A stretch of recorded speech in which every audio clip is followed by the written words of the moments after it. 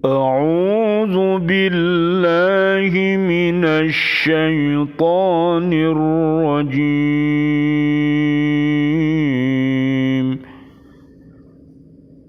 بسم الله الرحمن الرحيم.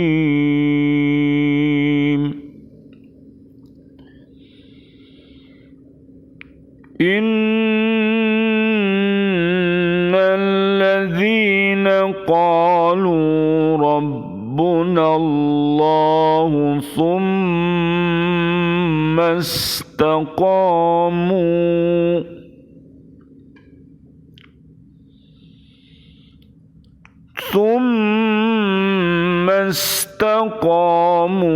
تتنزل عليهم الملائكة ألا تخافوا ولا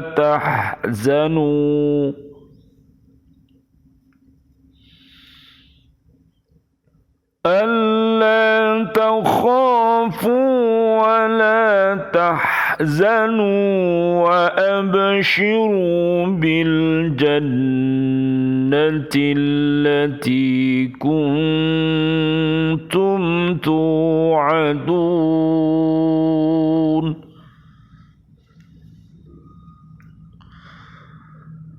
نحن أولياؤكم في الحياة الدنيا وفي الآخرة ولكم فيها ما تشتهي أنفسكم ولكم فيها ما تدعون.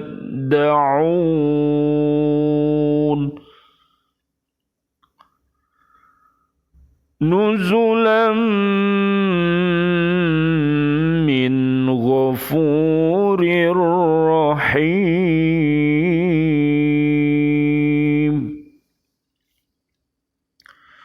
Sesungguhnya orang-orang yang berkata, Tuhan kami adalah Allah, kemudian mereka meneguhkan pendirian mereka, maka malaikat-malaikat akan turun kepada mereka dengan berkata, janganlah kamu merasa takut dan janganlah kamu bersedih hati, dan bergembiralah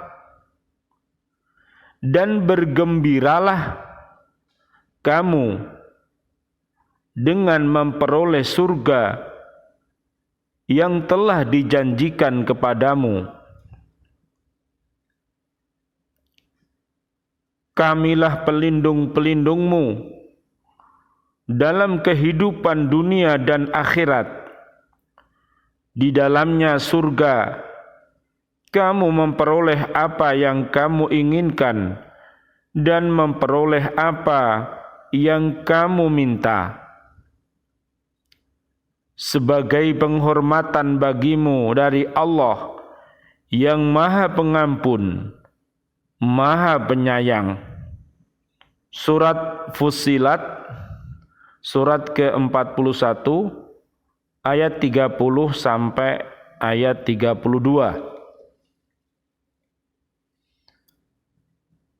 Ayat ini menerangkan bahwa orang-orang yang mengatakan dan mengakui bahwa Allah yang menciptakan, memelihara dan menjaga kelangsungan hidup, memberi rizki, dan yang berhak disembah hanyalah Tuhan yang Maha Esa. Kemudian mereka tetap teguh dalam pendirian itu.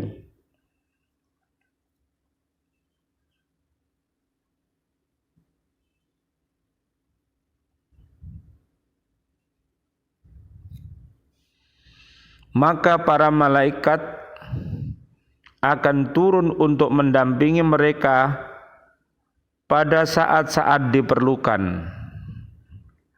Di antaranya pada saat mereka meninggal dunia, di dalam kubur,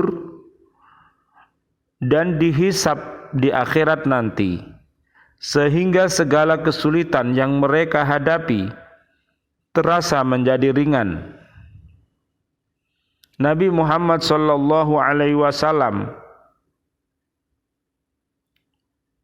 bersabda, diterangkan bahwa teguh dalam pendirian itu merupakan hal yang sangat diperlukan oleh seseorang mukmin. Sufyan bin Abdullah As-Saqaf meriwayatkan bahwa seseorang berkata, "Ya Rasulullah, perintahkan kepadaku tentang Islam, suatu perintah yang aku tidak menanyakan lagi kepada orang selain engkau." Rasulullah menjawab, "Katakanlah aku beriman kepada Allah, kemudian teguhkan pendirianmu." Aku berkata, "Apa yang harus aku jaga?" Maka Rasulullah mengisyaratkan kepada lidahnya sendiri. Hadis riwayat Muslim. Menurut Abu Bakar, yang dimaksud dengan perkataan istiqomah ialah tidak mempersekutukan Allah dengan sesuatu apapun. Kepada orang yang beriman dan berpendirian teguh dengan tidak mempersekutukannya, Allah menurunkan malaikat yang menyampaikan kabar, menggembirakan, memberikan segala yang bermanfaat, menolak kemadaratan, dan menghilangkan duka cita yang mungkin ada padanya dalam seluruh urusan duniawi maupun urusan ukhrawi. Dengan demikian, dadanya menjadi lapang dan tentram, tidak ada kekhawatiran pada diri mereka. Sedangkan kepada orang-orang kafir, datang setan yang selalu menggoda mereka, sehingga menjadikan perbuatan buruk indah menurut pandangan mereka. Waqi' dan Ibnu Zaid berpendapat bahwa para malaikat memberikan berita gembira kepada orang-orang yang beriman pada 3 keadaan, yaitu ketika mati, di dalam kubur, dan di waktu dibangkitkan. Kepada orang-orang yang beriman itu, para malaikat mengatakan agar mereka tidak usah khawatir menghadapi hari kebangkitan dan hari perhitungan nanti. Mereka juga tidak usah bersedih hati terhadap urusan dunia yang luput dari mereka, seperti yang berhubungan dengan keluarga, anak, harta, dan sebagainya. Menurut Atta', yang dimaksud dengan alla takhafu wa la tahzanu ialah janganlah kamu berkhawatir bahwa Allah tidak memberi pahala amalmu, bahwa Allah tidak memberi pahala amalmu. Janganlah kamu khawatir bahwa Allah tidak memberi pahala amalmu. Sesungguhnya kamu itu diterima Allah, dan janganlah kamu bersedih hati atas perbuatan dosa yang telah kamu perbuat, maka sesungguhnya Allah mengampuninya. Ayat ini selanjutnya menjelaskan bahwa para malaikat mengatakan kepada orang-orang beriman agar bergembira dengan surga yang telah dijanjikan para rasul, mereka pasti masuk surga dan kekal di dalamnya. Bisa dilihat di surat An-Nisa ayat yang ke-69 sampai 70 dan juga surat Ghafir surat ke-40 ayat 8 sampai 9. Fussilat ayat 31. Selanjutnya para malaikat itu menyatakan kepada orang-orang yang beriman bahwa mereka selalu mendampingi dan menolong orang-orang tersebut dalam urusan dunia, dalam urusan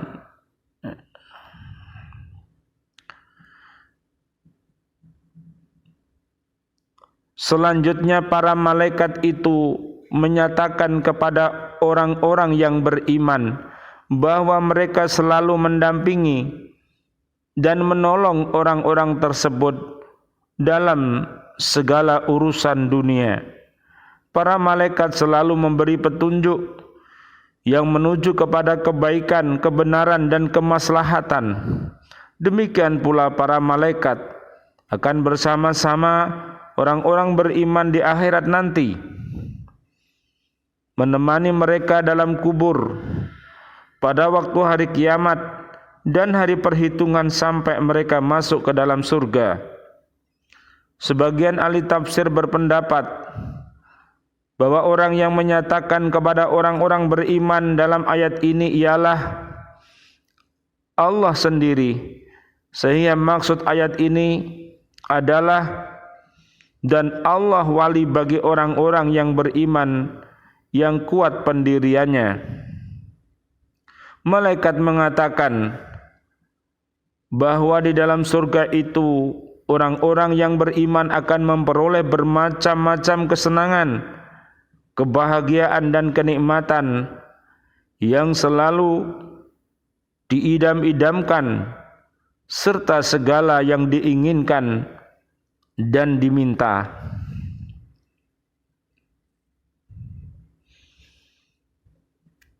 Fussilat ayat 32. Pada ayat ini diterangkan bahwa Allah menganugerahkan yang demikian itu sebagai suatu kemuliaan bagi mereka. Dia mengampuni segala dosa dan mencurahkan rahmat kepadanya.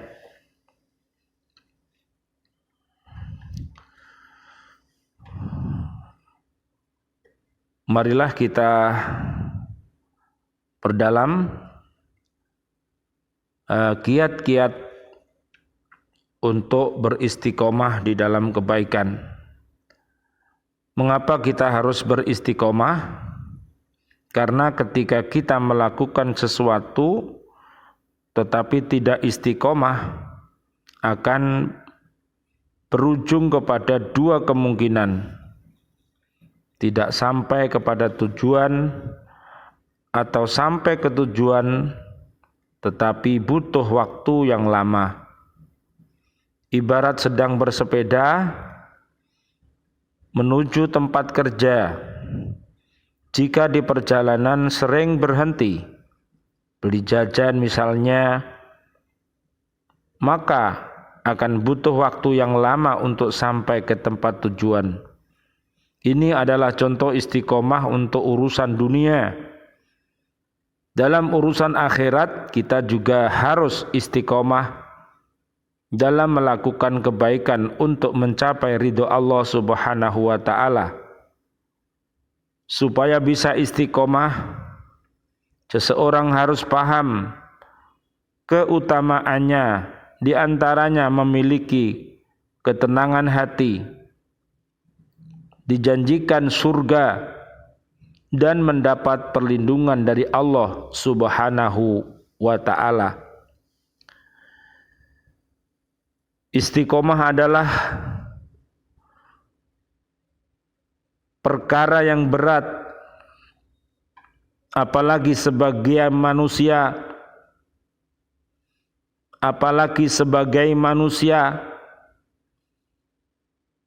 bisa iman kita cenderung naik dan turun.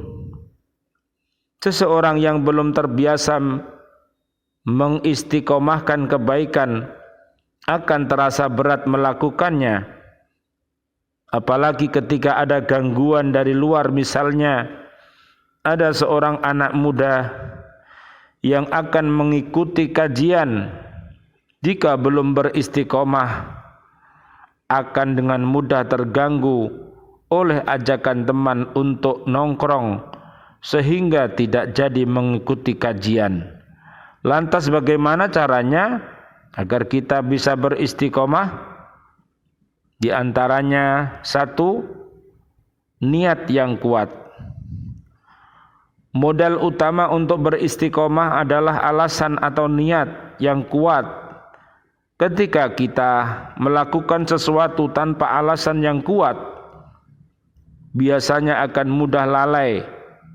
Jika sedang memiliki hajat tertentu, biasanya semakin mudah beristiqomah. Niat juga merupakan penentu suatu ibadah dan ia mendapatkan pahala atau ganjaran sesuai dengan niat ibadah dalam hatinya. Yang kedua, awalnya perlu paksaan. Istiqomah hanya bisa dilakukan dengan memaksakan diri. Istiqomah hanya bisa dilakukan dengan memaksakan diri. Tidak ada yang bisa langgeng melakukan amalan jika tidak dipaksa. Dalam setiap amalan yang istiqomah, ada langkah pertama yang harus dipaksakan. Meski awalnya terasa berat, lambat laun akan terasa nikmatnya. Seperti kita belajar naik sepeda, yang paling susah dan paling berat adalah gayuhan yang pertama. Jika tidak mau mencoba dan tidak dipaksa, maka tidak akan pernah bisa naik sepeda pun. Dengan amalan-amalan kebaikan semua harus dipaksa. Bukankah saat kita kecil sering dipaksa sholat, hingga kini sudah terbiasa untuk sholat dengan sendirinya. Yang ketiga, berada di lingkungan yang baik. Manusia sangat dipengaruhi oleh lingkungannya. Jika ingin bisa beristiqomah dalam kebaikan, kita harus berkumpul dengan orang-orang yang baik. Ketika kita berada di lingkungan yang kurang baik atau bahkan lingkungan yang menghambat untuk melakukan kebaikan, akan sulit bisa istiqomah. Ketika dalam kondisi seperti ini, Rasulullah menganjurkan untuk berhijrah ke tempat yang lebih baik agar bisa beristiqomah. Kecenderungan manusia zaman ini adalah mudah mengkonsistenkan satu amalan tertentu, tidak bisa langsung istiqomah dalam banyak amalan. Ilmuwan atau ulama zaman sekarang pun fokus dalam salah satu bidang ilmu tertentu, beda dengan ulama zaman dulu yang ahli dalam banyak bidang ilmu. Ibadah wajib dilaksanakan, lalu dipilih satu ibadah sunnah yang mau diistiqomahkan. Rasulullah tidak memberatkan umatnya dalam melaksanakan ibadah. Dalam sebuah hadis Rasulullah bersabda, "Apa yang aku larang hendaknya kalian menjauhinya, dan apa yang aku perintahkan maka lakukanlah semampu kalian." Hadis riwayat Imam Bukhari dan Imam Muslim. Misalnya ketika memiliki rizki yang berlebih, istiqomah sedekah. Namun jika kita tidak memiliki rizki dan merasa mampu untuk berpuasa, maka istiqomahlah puasa sunnah. Ketika tidak kuat berpuasa dengan alasan kesehatan dan merasa mampu bangun malam, maka istiqomah sholat malam. Jika sholat malam tidak bisa, ganti istiqomah sholat duha. pagi biasanya sibuk bekerja, istiqomahkan baca Al-Quran setiap selesai sholat fardu. Kita diberi kebebasan oleh Allah untuk memilih amalan untuk diistiqomahkan. Inilah salah satu hikmah mengapa Rasul Muhammad sallallahu alaihi wasallam ketika menjelaskan keutamaan suatu amalan secara terpisah-pisah. Dalam suatu kesempatan Rasul pun menjelaskan keutamaan puasa, keutamaan sedekah, keutamaan membaca Al-Quran dan lain sebagainya. Setelah berhasil istiqomah dalam satu amalan, kita bisa menambah dengan amalan yang lain. Satu istiqomah diibaratkan dengan satu kunci. Semakin banyak amalan yang kita istiqomahkan, semakin banyak kunci yang kita pegang. Dengan begitu kita akan merasa aman. Andai satu kunci hilang atau rusak, masih ada beberapa kunci lainnya.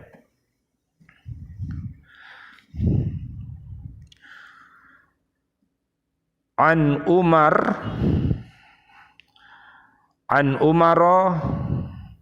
radhiyallahu anhu aidan qala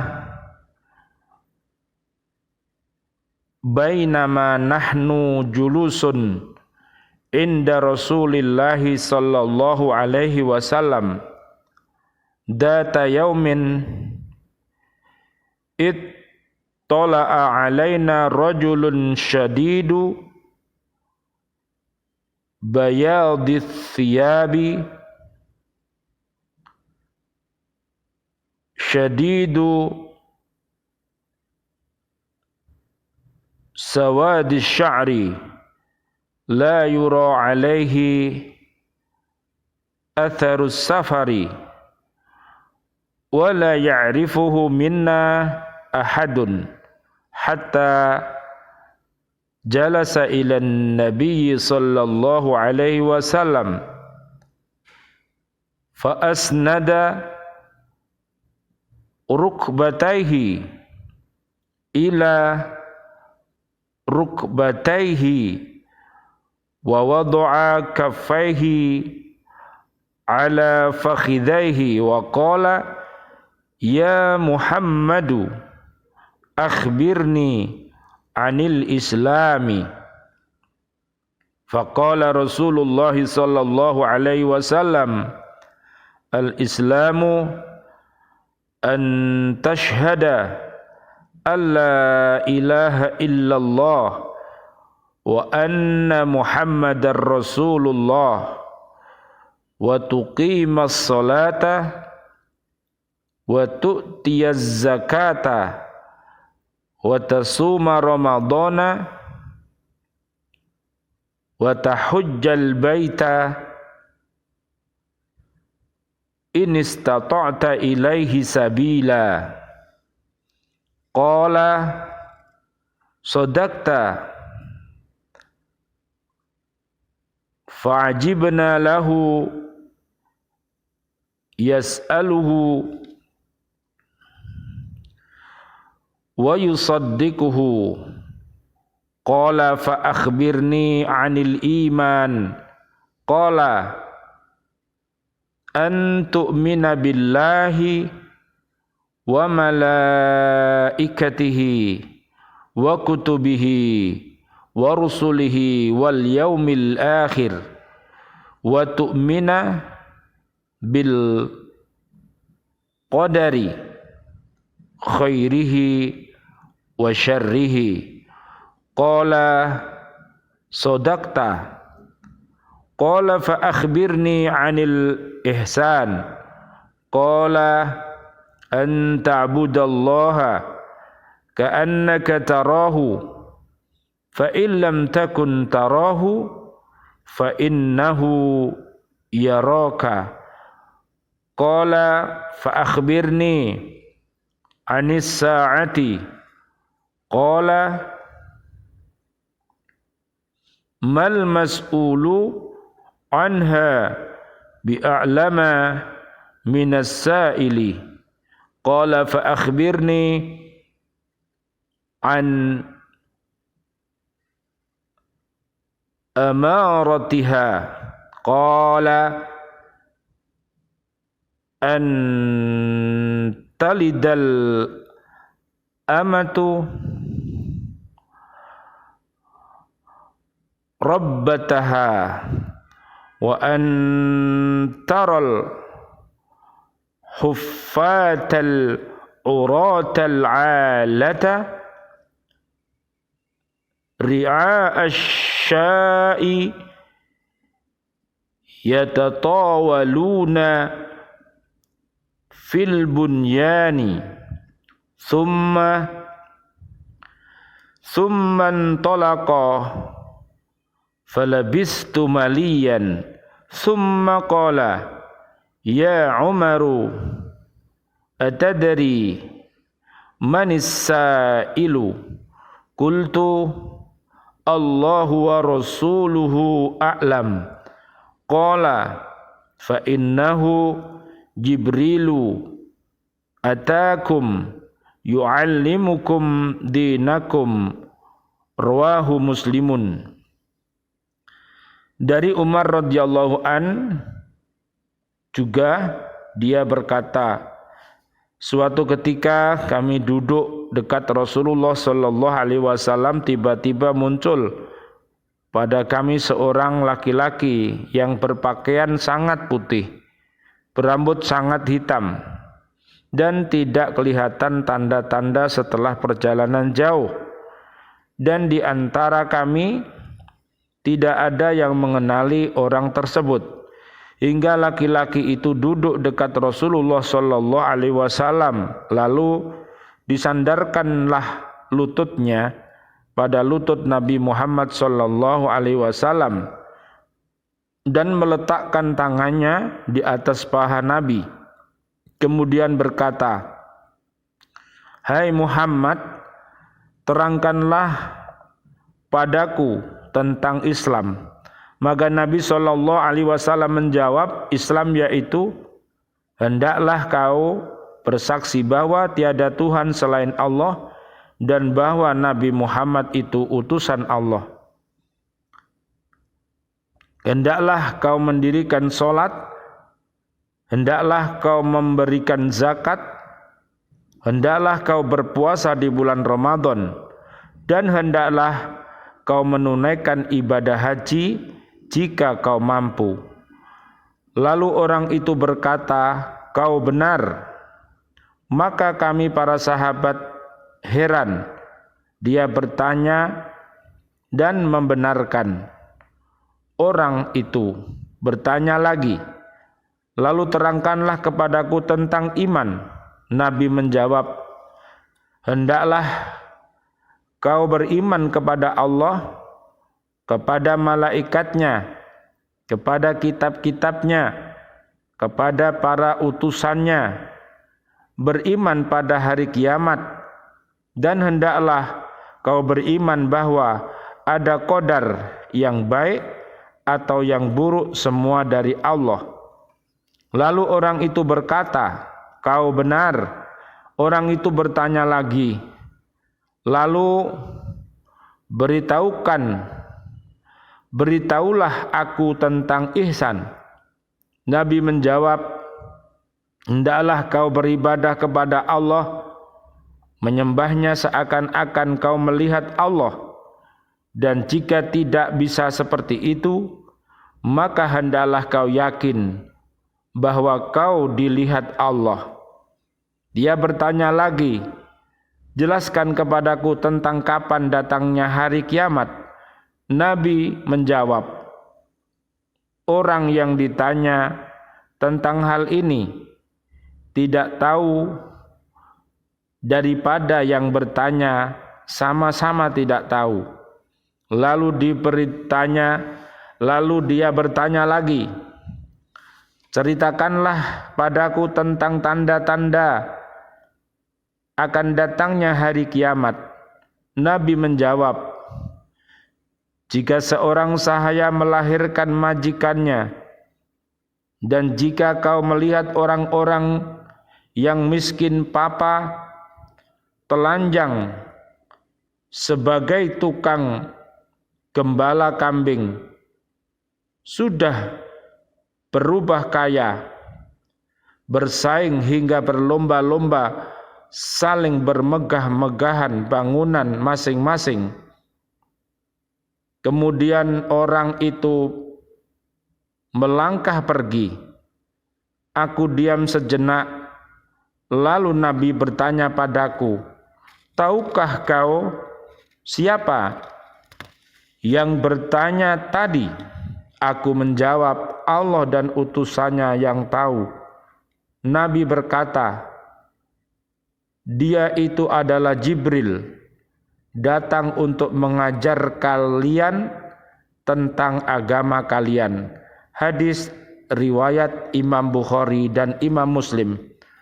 Mudah-mudahan dengan beriman dan takwa dengan secara istiqomah kita senantiasa berada di jalan yang benar, jalan yang diridhoi oleh Allah Subhanahu wa taala. Semoga kita semuanya yang masih hidup Allah berikan panjang umur bil barokah wa bitaatillah, sihah wal afiyah wa husnul khotimah. Dan semoga keluarga besar kita yang sudah meninggalkan dunia dan umat ini yang sudah